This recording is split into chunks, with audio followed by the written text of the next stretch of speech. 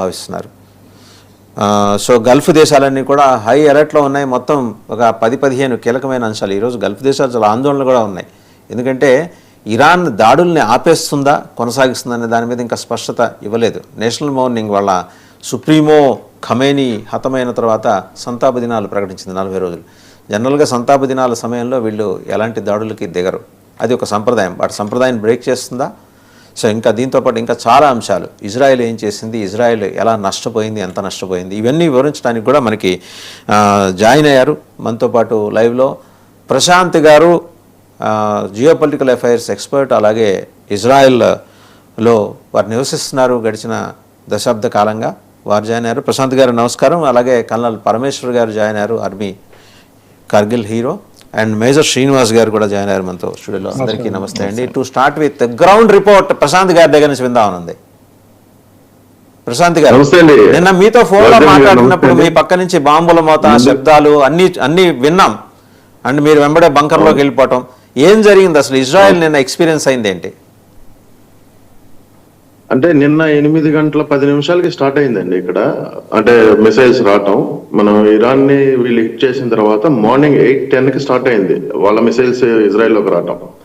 So అప్పటి నుంచి ఇప్పటి వరకు కూడా every 20 minutes we have a siren. Last night అయితే 400 ballistic missiles ఫైర్డ్. ఇప్పుడు ఇవన్నీ కూడా టెల్ అవీవ్ నగరంలో ఇప్పుడు ప్రెసెంట్ నేను మీతో మాట్లాడుతుండగా 30 లక్షల మంది జనాభా బంకర్స్ లో ఉన్నారు. 3 million people, ప్రతి ఒక్కరు, including me and my wife and my kid. Right now I came from the bunker.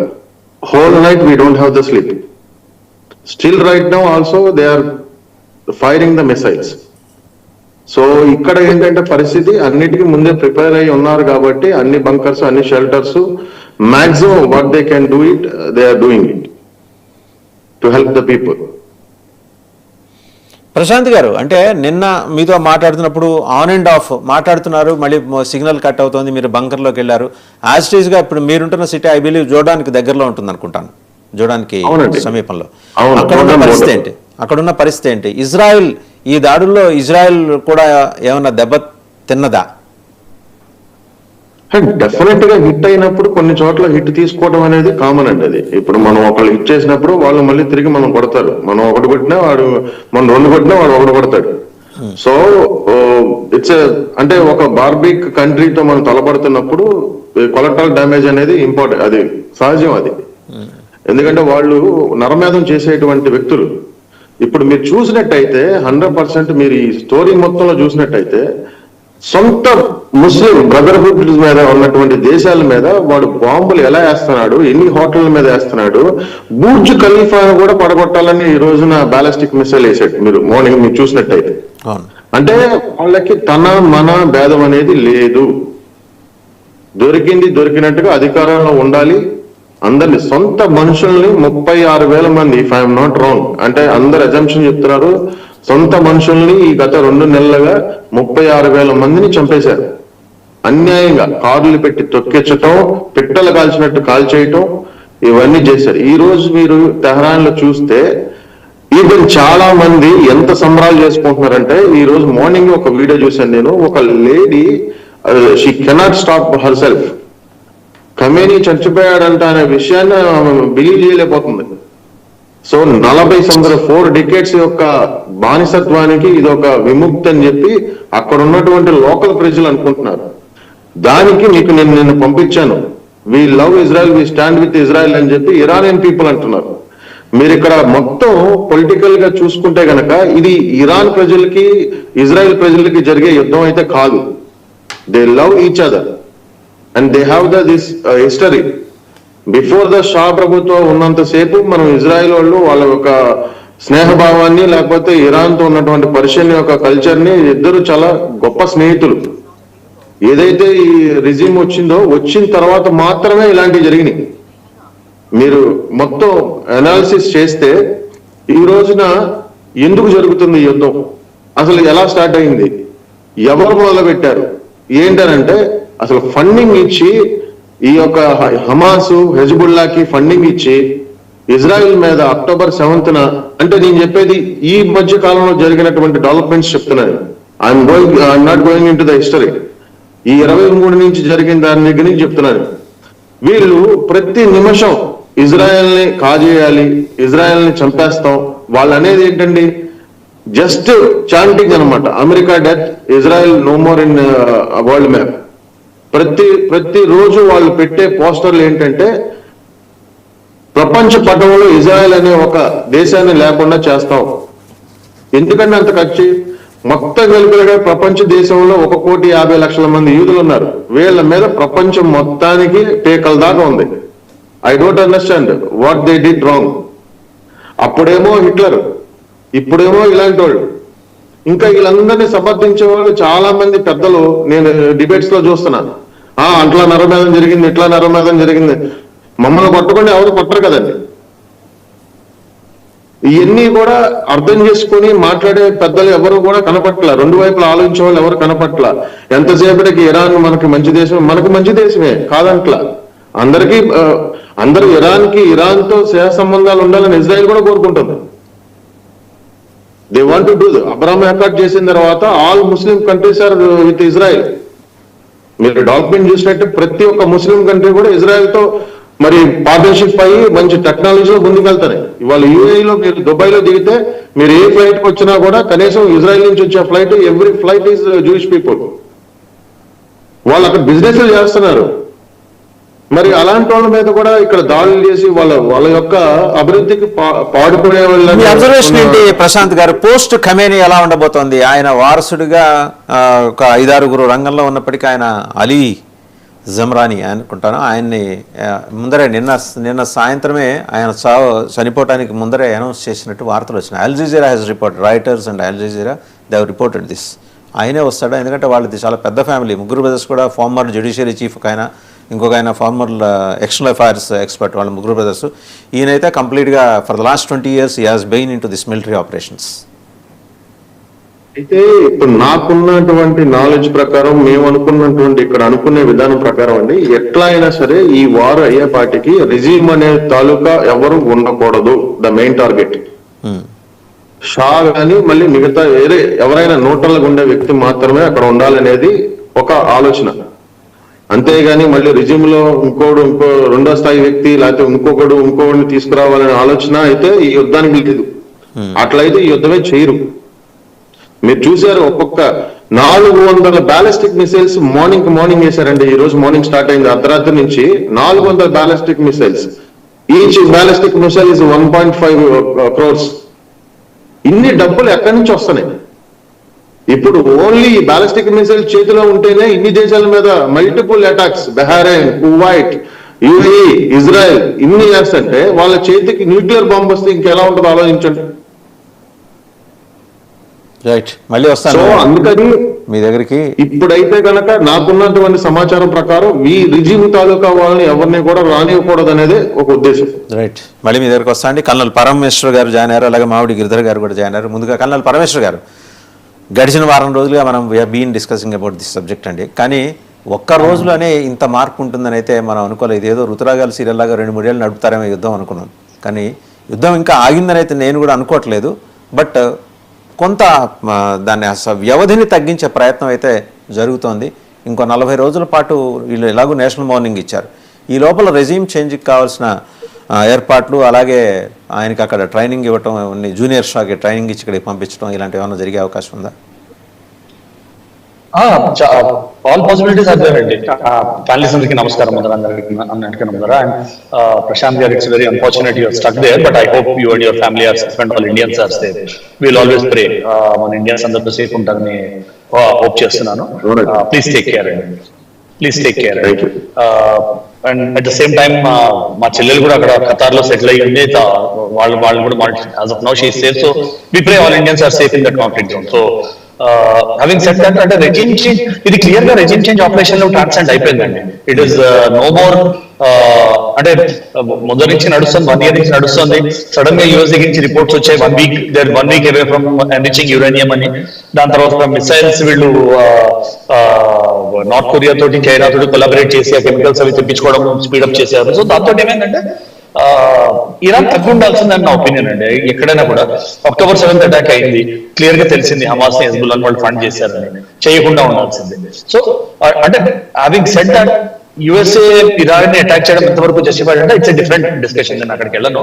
But terrorism cannot be justified by any action. So, and terrorism cannot be a trigger to any action or trigger to anything. So, మీరు terrorism ని English లో ఒక పెద్ద ఇది ఉందండి, సామెత ఉంది, those who live by the sword die by the sword అని. అంటే కర్మ మీద మనకి బోల్డ్ అని ఉన్నాయి.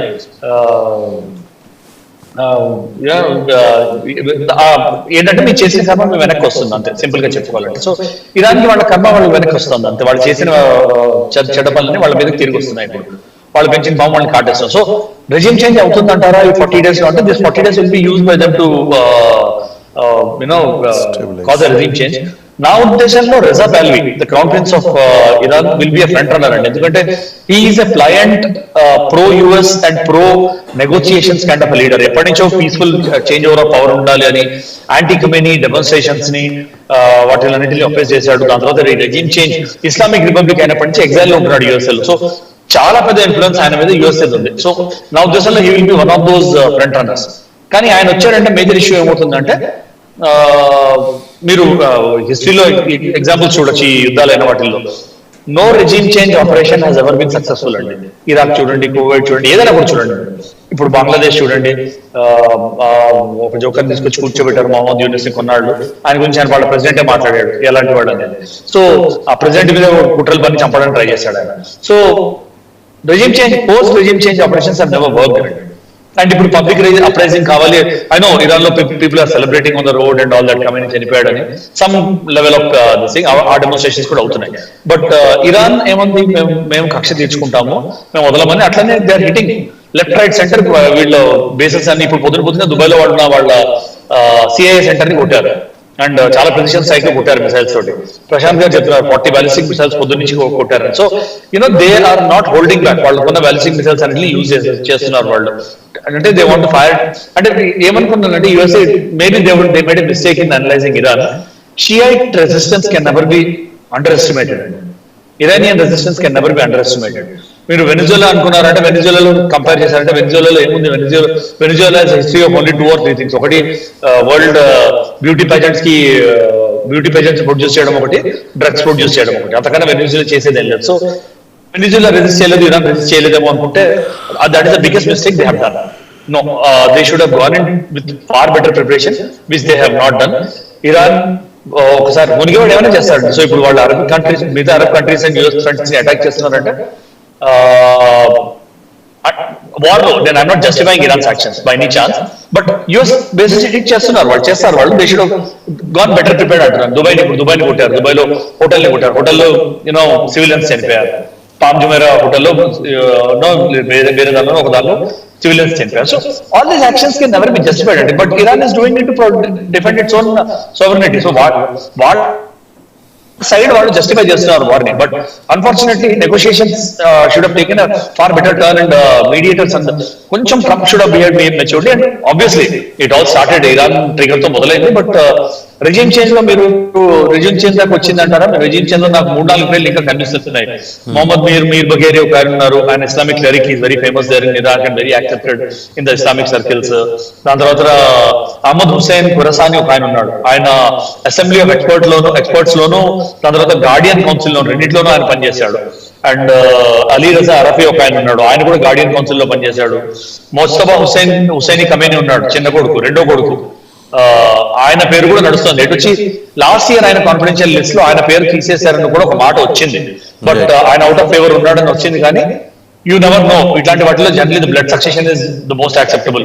ఇక కాకపోతే మీకు మొహమ్మద్ రజా ఒక యజీదీ ఒక ఆయన ఉన్నాడు, అండ్ రజా పాహ్లవి ఒక ఆయన ఉన్నాడు. So Raza Pahlavi and Mostafa Hosseini Khamenei నా ఉద్దేశంలో are front runners.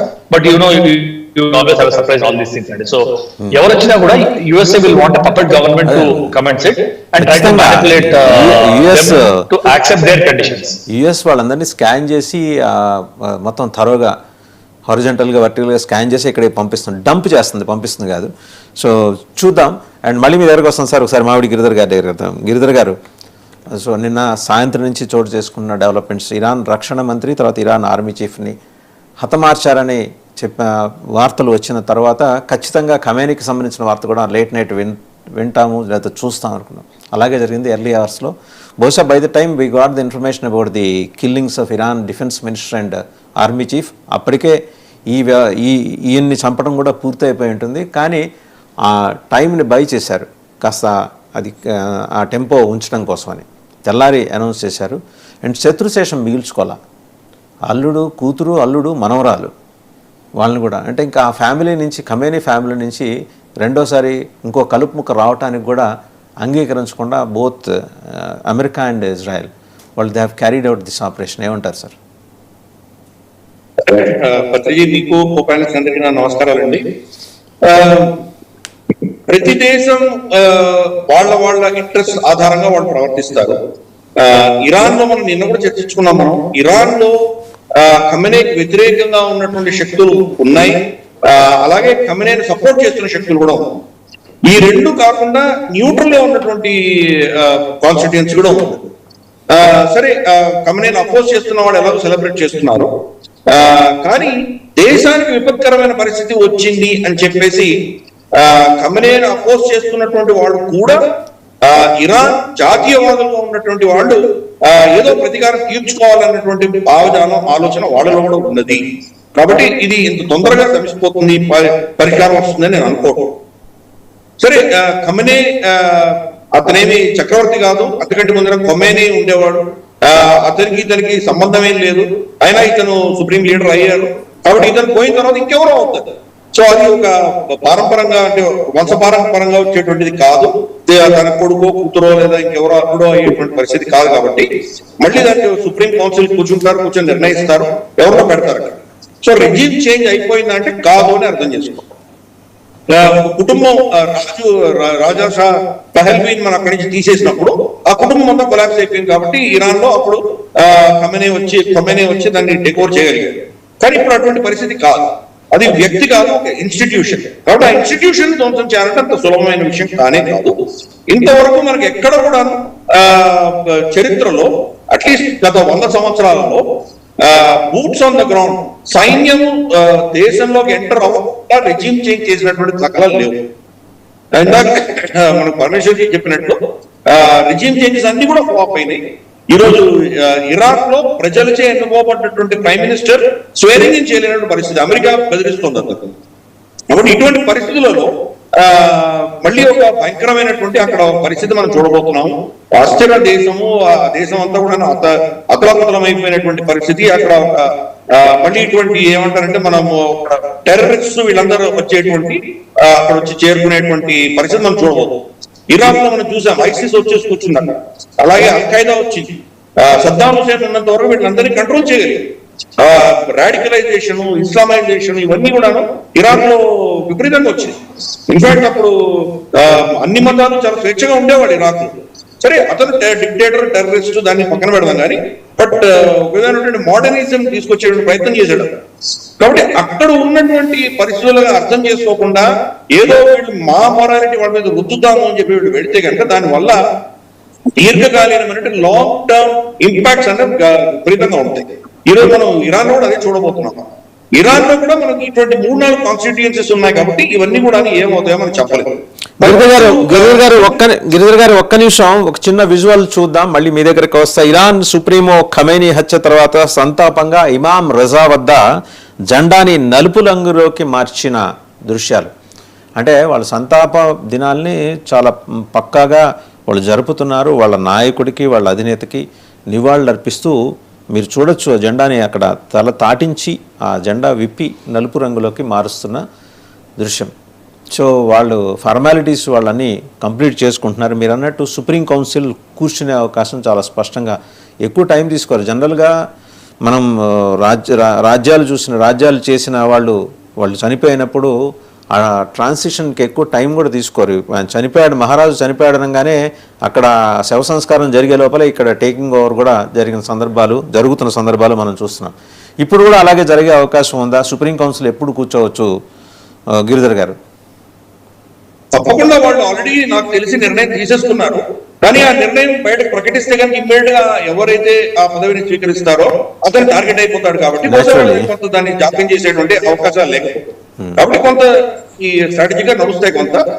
But anyway regime ని చేంజ్ చేయడం అన్నది అంత సులువైన విషయం కానే కాదు. నేను ఇందాక చెప్పినట్లు ఖమేనీకి వ్యతిరేకంగా ఉన్నటువంటి వాళ్ళు కూడా దేశానికి విపత్కరమైన పరిస్థితి వచ్చిందని చెప్పి వాళ్ళు కూడా ఈ అమెరికా ఇజ్రాయెల్ యొక్క కూటమిని వాళ్ళు వ్యతిరేకించే వాళ్ళు చాలా మంది ఉంటారు. సో అందుకని వాళ్ళ పరిస్థితి అది. సరే ఖమేనీ పెద్ద మహానుభావుడు కాదు, ఆయన ఏమి సాధు సంత కాదు, మనం ఏదో అతను వెనకేసి రావాల్సిన పని లేదు. మనకు కూడా శ్రీనగర్ లోను తర్వాత కార్గిల్ లోను మనకి ఇక్కడ విపరీతమైన నిరసనలు మన దేశంలో కూడా మొదలైనవి. ఆల్రెడీ షియా ప్రపంచం అంతా కూడా వాళ్ళని సపోర్ట్ చేస్తున్నారు. కాబట్టి అది ఆ పాలిటిక్స్ అలాగే నడుస్తాయి. కానీ ఇరాన్ లో ఈరోజు నిజంగా నిర్ణయం ఎవరు తీసుకుంటున్నారు అనేది పెద్ద ప్రశ్నగా ఉంది. ఎందుకంటే నార్మల్ గా ఒక కమాండ్ కంట్రోల్ స్ట్రక్చర్ ఉంది, దాన్ని ఒక పర్టికులర్ ప్రోటోకాల్స్ తో వెళ్తున్నటువంటి స్ట్రక్చర్ ఏమవుతుందంటే టార్గెట్స్ ని చూస్ చేసుకొని కొడతారు. ఈ రోజు అక్కడ పరిస్థితి ఏంటంటే ఒక పానిక్ సిచ్యుయేషన్ ఉంది ఇరాన్. అందుకని మనం చూస్తే కనుక ఇన్ని దేశాలు చుట్టుపక్కల దేశాలు అన్నిటి మీద కూడాను వాళ్ళు ర్యాండమ్ హిట్స్ కొడుతున్నారు, ప్లస్ సివిలియన్స్ మీద టార్గెట్ చేస్తున్నారు. నార్మల్ గా మనకు అమెరికన్ స్థావరాల మీద టార్గెట్ చేశారంటే మన అర్థం. ఫర్ ఇన్స్టెన్స్ సౌదీ అరేబియా చాలా స్పష్టంగా చెప్పింది, మా భూభాగాన్ని మా ఎయిర్ స్పేస్ ని వాడుకుని మీరు ఇరాన్ మీద యుద్ధం చేయడానికి వీలు లేదు అని చాలా స్పష్టంగా చెప్పింది సౌదీ అరేబియా. అయినా సౌదీ రియాద్ లో ఉన్నటువంటి ఎయిర్ బేస్ మీద వీళ్ళు ఎందుకు దాడి చేశారు? అక్కడ అమెరికన్ వాళ్ళ ఎస్టాబ్లిష్మెంట్ కూడా లేదు అక్కడ, అయినా కానీ వీళ్ళు ఎందుకు దాడి చేశారు? అదే పెద్ద తప్పు. అలాగే యుఏఈ యాక్చువల్ గా మనకు ఇరాన్ కి ఒక విధమైనటువంటి టాసిక్ గా చాలా సపోర్ట్ ఇస్తోంది, వాళ్ళకు సంబంధాలు బాగానే ఉన్నాయి. అటువంటిది మీరు బుర్జ్ ఖలీఫా మీద డైరెక్ట్ గా అటాక్ చేస్తారని అర్థం ఏమైనా ఉందా? బుర్జ్ ఖలీఫాకి అమెరికాకి ఏంటి సంబంధం, ఇజ్రాయెల్ ఏంటి సంబంధం? అలాగే మనం చూస్తే బామ్ జుమేరా ఇక్కడంతా కొట్టారు. ఎక్కడైతే మోస్ట్ ప్రెస్టీజియస్ వీళ్ళ ప్రాజెక్ట్స్ ఉన్నాయో దుబాయ్ లో వాటిని అటాక్ చేశారు మీరు. సరే అల్ దఫ్రా ఎయిర్ బేస్ మీరు అబుదాబిలో కొట్టారంటే అక్కడ అమెరికన్ వాళ్ళు ఏవో ఫ్లైట్స్ ఉన్నాయి కాబట్టి కొట్టారు, ఓకే అర్థం అవుతుంది. కానీ సివిలియన్ ఏరియాస్ ఎందుకు కొట్టారు? అందుకని అంతవరకు కూడాను అమెరికా ఇజ్రాయెల్ యొక్క యుద్ధాన్ని సపోర్ట్ చేయకుండా తటస్థంగా ఉన్నటువంటి ఈ దేశాలన్నింటినీ కూడా అనవసరంగా ఇరాన్ వ్యతిరేకంగా ఈ రోజు వాళ్ళందరూ తయారవుతున్నారంటే దానికి కారణం ఇరాన్ లో ఈ యొక్క కన్ఫ్యూషన్ లో ఒక పానిక్ సిచ్యుయేషన్ లో వాళ్ళు అటాక్ చేస్తున్నారు. అందుకని ఇది అవుతుంది. అక్కడ command control structure break down అయినట్టు మనకు అర్థం రీఎస్టాబ్లిష్ చేసుకున్న తర్వాత వాళ్ళ రెస్పాన్స్ ఎలా ఉంటుందో చూడాలి. బట్ ఓవరాల్ గా మనం ఇక్కడ చూడబోతుంది ఏంటంటే రెజీమ్ చేంజ్ అవుతుందా లేదా అన్నది చాలా పెద్ద విషయం. రేజా పహ్లవి గురించి ఒక మాట చెప్తాను నేను. రేజా పహ్లవి చదువుకున్నటువంటి మనిషి కాదు, ఏమి చదువుకోలేదు. అతను చదువు సంస్కారం లేనటువంటి వ్యక్తి, సంస్కారం కూడా లేదు. కాబట్టి అతను ఈజ్ వెరీ అన్పాపులర్. ఆ దేశంలో అతనికి పాపులారిటీయే లేదు ఇరాన్ లో. వీళ్ళు అదే పనిగా తీసుకెళ్లి ప్లాంట్ చేస్తే కనుక 4 రోజులు కూడా బతకడు అతను. అమెరికన్ కమాండోస్ మధ్యలో అతను ఎక్కడైనా వెళ్ళాలంటే వెళ్ళాలి, కానీ అతను ఇండిపెండెంట్ గా అక్కడ ఉండలేనటువంటి పరిస్థితి. అక్కడ ఎవరు కూడా దాన్ని యాక్సెప్ట్ చేయరు. రాచరికాన్ని తీసి పడేసినటువంటి వాళ్ళు మళ్ళీ అతను తెచ్చి నెచ్చిన పెట్టుకునేటువంటి పరిస్థితి ఉండదు. నేను ఇందాక చెప్పినట్టు మొసాద్ సిఐ ఏజెంట్స్ యొక్క లోపల అక్కడ గ్రౌండ్ లెవెల్ వర్క్ చేస్తున్నటువంటి వాళ్ళు కొంతమంది కెమెరా ముందర వీళ్ళు నిలబెట్టచ్చు, 1000-2000 మంది నిలబెట్టచ్చు అతని సపోర్ట్ గా. అంతకుమించి ఏం లేదు, అక్కడ సపోర్ట్ లేదు. మళ్ళీ వస్తాను గిరిధర్ గారు మీ దగ్గరికి. ఒకసారి మేజర్ శ్రీనివాస్ గారి దగ్గరికి వెళ్దాం. వారి దగ్గరికి వెళ్లే ముందు ఇరాన్ అధినేత హత్య పట్ల సంబరాలు చేసుకుంటున్న విజువల్స్ కూడా మనకు వచ్చి ఆయన వ్యతిరేక వర్గం, ఖమేనీ వ్యతిరేక వర్గం దాదాపు 70% ఆ దేశంలో ఉన్నారు. చూడొచ్చు ఆ విజువల్స్. అమ్మాయి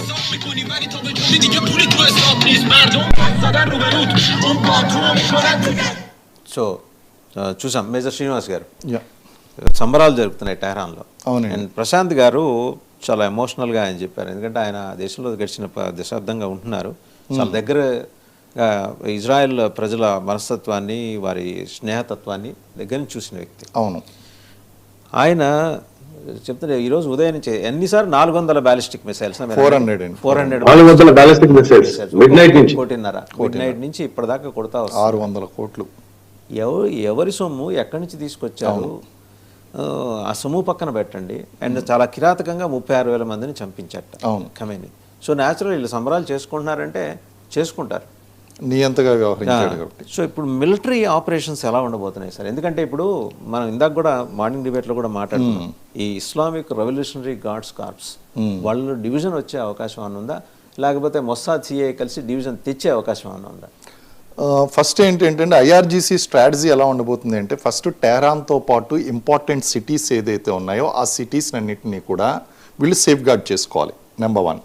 నెంబర్ 2 ఏంటి అంటే important airports, see ports, nuclear centres, అలాగే మిజైల్ ఎస్టాబ్లిష్మెంట్స్ బేసిస్ ఏదైతే ఉన్నాయో వీటినన్నింటినీ సెక్యూర్ చేయవలసినటువంటిది 2వది. 3వది వచ్చి వీళ్ళకి ఈ గవర్నమెంట్ మీడియా ఏదైతే ఉందో, నాట్ ప్రైవేట్ మీడియా, గవర్నమెంట్ మీడియాను కూడా కంట్రోల్ చేయవలసినటువంటి అవసరం ఉంది. వీటితో పాటు ఈ టెంపరీ గవర్నమెంట్ ఏదైతే ఉందో, ఇప్పుడు మనకి గవర్నమెంట్ చేయాలి అంటే కనుక ఈ రెజిమ్ అనేటువంటి డైరెక్ట్గా చేంజ్ అవ్వదు, బికాజ్ ఈ రేస్లో చాలా మంది ఉన్నారు. అలాగే అమెరికా ఇన్వాల్వ్మెంట్ అనేటువంటిది ఉంది. అమెరికా ట్రై చేస్తుంది, తనకు అనుకూలంగా ఉన్నటువంటి వ్యక్తిని తీసుకురావడానికి ట్రై చేస్తూ ఉంటుంది.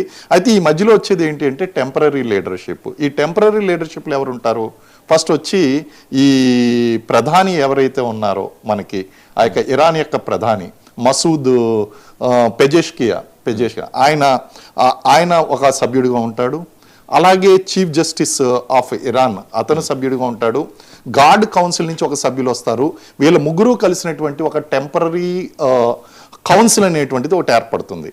ఈ కౌన్సిల్ నుంచి మళ్ళీ పర్మనెంట్ రెజిమ్ అనేటువంటిది మళ్ళీ ఈ రేసులో ఎవరైతే ఉన్నారో మనం ఇందాక అనుకున్నట్టు లారిజానీ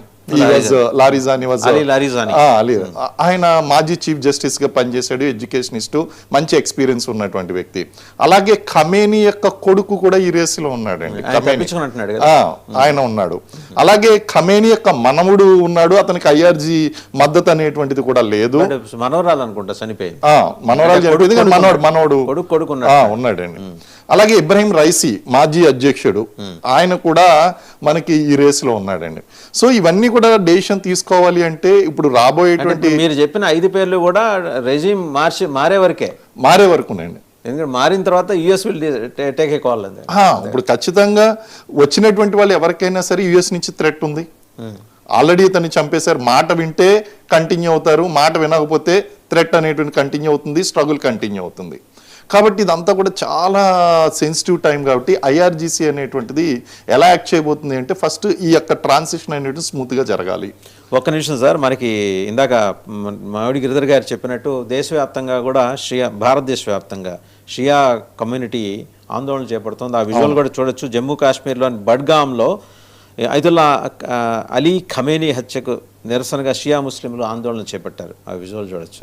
సో అంటే షియా కమ్యూనిటీ కూడా చాలా ప్రామినెంట్ కమ్యూనిటీ. ఇందాక గిరిధర్ గారు చెప్పారు, అలాగే కల్నల్ పరం కూడా చెప్పారు. ప్రశాంత్ ముస్లిం బ్రదర్హుడ్ అయిన దేశాలు స్పెసిఫిక్గా గిరిధర్ గారు ఎక్స్ప్లెయిన్ చేశారు. వీళ్ళతో మాకు సాపత్యం లేదు అమెరికాతో, అయినా కూడా మీరు వచ్చి కొట్టడం ఏంటని. నిన్న రాత్రి నుంచి బుర్జా ఖలీఫా తోటి దాంతో పంచాయతీ ఏంటి, ఇంకో హోటల్ మీద పట్టడం ఏంటి, సివిలియన్ ఏరియాస్ మీద పట్టడం ఏంటి. అవును, ఇప్పుడు షియా సున్నీల మధ్య జరుగుతున్నటువంటి గొడవ ఈ రోజుది కాదు. ఎప్పుడైతే ఈ ఖమేనీ హత్య జరిగిందో షియా పీపుల్ అందరూ కూడా చాలా అన్హ్యాపీగా ఉన్నారు. కాశ్మీర్లో ఉన్నటువంటి షియాలందరూ కూడా మార్నింగ్ రోడ్ల మీదకి వచ్చి వాళ్ళ ఆందోళన చేపట్టడం అనేటువంటి జరిగిందండి. ఇదంతా చూస్తూ ఉంటే ఏమనిపిస్తుంది అంటే అగైన్ ఈ షియా సున్నీల మధ్య ఉన్నటువంటి గొడవ ఏదైతే ఉందో అది రేకపోతుంది. Within the Muslim community only these problems are there. అదేవిధంగా ఐఆర్జీసీ యొక్క రెస్పాన్సిబిలిటీ ఇప్పుడు చాలా పెరిగిపోయింది. కారణం ఏంటి అంటే టెంపరీ లీడర్షిప్ కౌన్సిల్ ఏదైతే ఉందో దాన్ని తీసుకుని రావాలి. అక్కడ సుప్రీం లీడర్ది ఫుల్ పవర్స్ ఉంటాయి. ఇప్పుడు సుప్రీం లీడర్ పర్మనెంట్ గా వచ్చేంత వరకు కూడా వీళ్ళ యొక్క పాత్ర చాలా ఎక్కువగా ఉంటుంది. ఎవరు మరి ఇదంతా నిర్ణయించేది ఎవరు? నెక్స్ట్ లీడర్ ఇప్పుడు నెక్స్ట్ అధ్యక్షుడు ఎవరైతే ఉన్నారో మసూద్ పెజెష్కియాన్ ఎవరైతే ఉన్నారో ఆయన నేతృత్వంలో ఒక టెంపరీ కౌన్సిల్ అనేటువంటిది ఏర్పడుతుందండి. అందులో మనకి సుప్రీం కోర్టు చీఫ్ జస్టిస్ ఉంటాడు, అలాగే గార్డ్ కౌన్సిల్ నుంచి ఒక మెంబర్ ఉంటారు. వీళ్ళ ముగ్గురు కలిపి డెసిషన్ అనేటువంటి తీసుకుంటారు. ఆల్రెడీ అక్కడ ఇరాన్ లో ఉన్నటువంటి అధ్యక్షుడు ఏదైతే ఉన్నాడో ఆయన పరిపాలనా వ్యవహారాలు మాత్రమే చూసుకుంటున్నాడు తప్ప రాజకీయ సైనిక వ్యవహారాలు చూసుకోవాలంటే అది సుప్రీం లీడర్ మాత్రమే చూసుకుంటాడు as per their constitution. Pakistan లో లాగా షహబాజ్ షరీఫ్ బొమ్మ పెట్టి ఆడించినట్టుగా ఉంటుంది. కాబట్టి ఈ టైంలో ఈ ఐఆర్జీసీ అనేటువంటిది చాలా సెన్సిటివ్గా లీడర్షిప్ అనేటువంటి యాక్ట్ చేయాలి. అండ్ స్ట్రాటజిక్గా యాక్ట్ చేసేటువంటి అమెరికా అండ్ ట్రంప్ యొక్క ముఖ్య ఉద్దేశం ఏంటంటే వీళ్ళని కాన్ఫిడెన్స్లో తీసుకోవడం, లేకపోతే ఇక్కడ చీలికలు తీసుకురావడం, వీళ్ళ లీడర్షిప్లో ఏమైనా ప్రాబ్లమ్స్ క్రియేట్ చేయడం అనేటువంటిది అనదర్ స్ట్రాటజీ. వాళ్ళు డిప్లాయ్ చేయాలనుకుంటున్న పెహ్లావికి అసలు ఎలాంటి సంస్కారం లేదు, చదువు సంజయ్లో ఇందాక గిరిధర్ గారు చెప్పారు. ఇప్పుడు అట్లాంటి వాడిని తీసుకొచ్చి ఇప్పుడు వయోజన విద్య కింద ఒక 4 రోజులు ట్రైనింగ్ ఇచ్చి పెట్టలేరు కదా. దేశాన్ని నడిపించేప్పుడు కనీసం ఆ దేశంలో పుట్టిన ఆ దేశం యొక్క భౌగోళిక స్వరూపం కూడా సరిగ్గా తెలియని వ్యక్తి వచ్చి పరిపాలిస్తానంటే జనం యాక్సెప్టెన్స్ ఉండదు. ఏదైనా ఒకటి చూడండి, ఇప్పుడు అమెరికాకు అనుకూలంగా ఉన్నటువంటి వ్యక్తిని తీసుకొస్తారు. ఇప్పుడు బంగ్లాదేశ్ లో ఏం జరిగిందండి, ఈ వాజ్ నోబెల్ ప్రైజ్ విన్నర్ యోనస్. మరి అటువంటి వ్యక్తి ట్రంప్ కి ఒక ఏజెంట్ గా పనిచేశాడు. ట్రంప్ కి ఇక్కడ అంతకు ముందు నుంచి వాళ్ళకి ఏజెంట్ గానే ఉన్నాడు. అందు గురించి ఆయనకి ఆ నోబెల్ ప్రైజ్ ఇవన్నీ ఎకానమీలో అది రావడం ఇవన్నీ కూడా జరిగిపోయింది. కానీ ఇక్కడ గనక చూస్తే ఇక్కడ కూడా ఎవరైతే అమెరికాకు అనుకూలంగా ఉంటారో వాళ్ళు రావడానికి ఎక్కువగా ట్రై చేసుకుంటారు. అది అమెరికా యొక్క వ్యూహం. సో ఏది ఏమైనప్పటికీ కూడా IRGC definitely will not cooperate Trump. వాళ్ళు కూడా చీలికలు తీసుకురావడానికి ప్రయత్నిస్తూ ఉంటారు. బట్ వాళ్ళ యొక్క స్పెషల్ మిలిటరీ స్ట్రాటజీ ఏంటి అంటే they have to safeguard the Tehran and including main cities అనేటువంటి ఎఫ్సహాన్ కూడా బాగా దెబ్బతిన్నాడు. న్యూక్లియర్ ఫెసిలిటీ మీద ఏమన్నా మళ్ళీ అమెరికా దాడి చేసి 100% ప్రియంటివ్ స్ట్రైక్స్ అనేటువంటి అక్కడే జరుగుతాయి. ఇప్పుడు ఆపరేషన్ సింధూర్ టైంలో మనం ఏం చేస్తామండి, కిరాణా హిల్స్ లో దాడి ఎందుకు జరిగింది అనేటువంటిది బయట ప్రజానికానికి ఫస్ట్ అర్థం కాకపోయినా సరే తర్వాత ఆ మీడియాస్ ద్వారా అందరికీ కూడా అర్థమైంది. ప్రియంటివ్ స్ట్రైక్స్ లో భాగంగా మనం ఏం చేస్తామంటే అది చేయడం మిలిటరీ స్ట్రాటజీలో భాగం. ఇక్కడ కూడా ఈ ప్రియంటివ్ స్ట్రైక్స్ లో ఎక్స్పర్ట్ ఎవరు అంటే ఇజ్రాయెల్ కూడా ఏం చేస్తుంది అంటే ఖచ్చితంగా ఈ యొక్క మిలిటరీ స్థావరాల మీద, డిఫెన్స్ మిజైల్ బేసెస్ మీద, న్యూక్లియర్ సెంటర్స్ మీద దాడి చేసేటువంటి అవకాశం ఉంది. దాన్ని నాట్ ఓన్లీ గ్రౌండ్, ముఖ్యంగా ఆ ఎయిర్ స్ట్రైక్స్ ఏదైతే ఉన్నాయో ఎయిర్ స్ట్రైక్స్ నుంచి స్ట్రెంథన్ చేసుకోవడం కోసం అక్కడ ఐరన్ డోమ్ కానీ లేకపోతే దీన్ని అన్నిటిని కూడా బ్రేక్ చేసుకుంటూ మొత్తం వీళ్ళు ఆ మిజైల్ యాంటీ ఎయిర్ డిఫెన్స్ అనేటువంటిది వాళ్ళు చేసుకోవాల్సి ఉంటుందండి.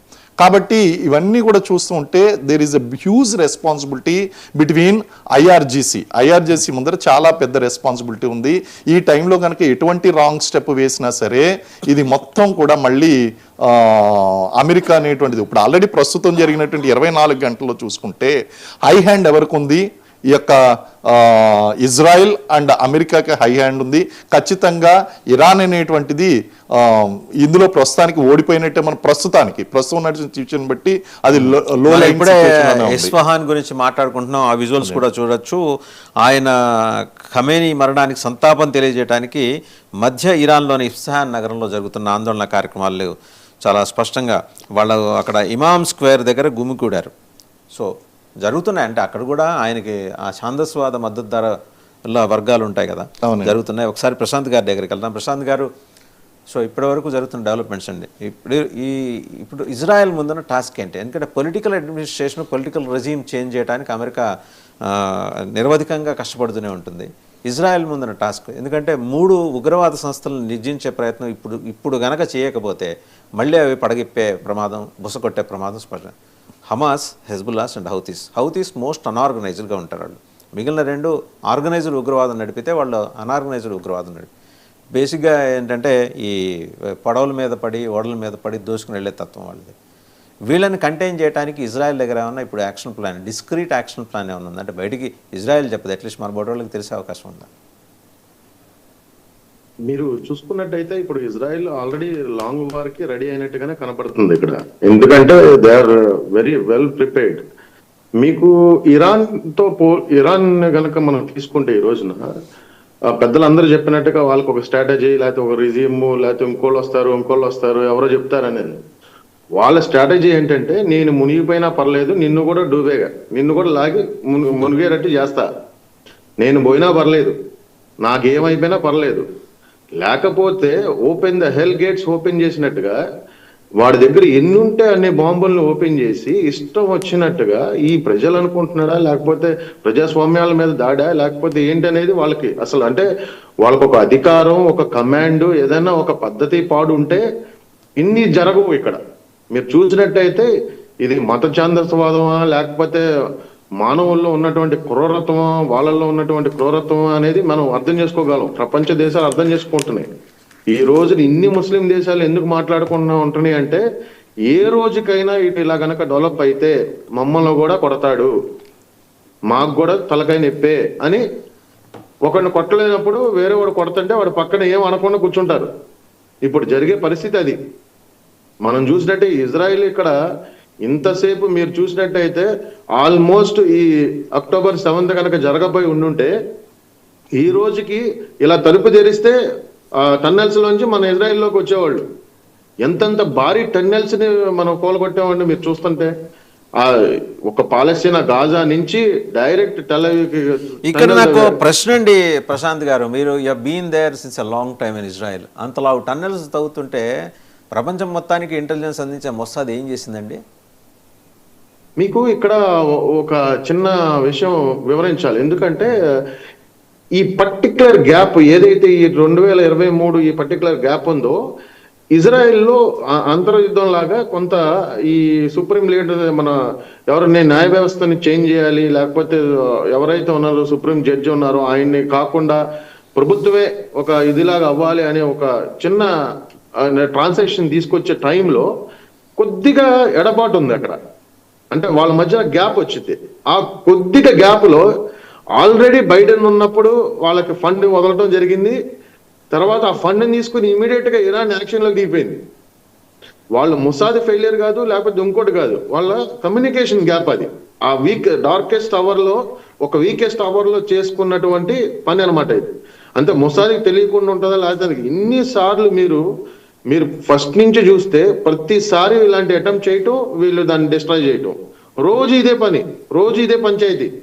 ఇప్పుడు మనకి ఇంటి దగ్గర కనుక మనం ఒకటి దారిలో నడుచుకుంటే వెళ్తున్న కోడి మీద కుక్క మీద పెట్టి తిట్టేటట్టుగా వీడు పద్దాక వెళ్ళేటప్పుడు ఎవరినో కొన్ని పొడవడం, మళ్ళీ తగాదా, మళ్ళీ పెట్టుకోవటం. ప్రపంచ దేశాలకి ఇజ్రాయెల్ పెద్ద బూచిలాగా చూపించి వీళ్ళందరినీ చంపేస్తుందని చెప్పటం.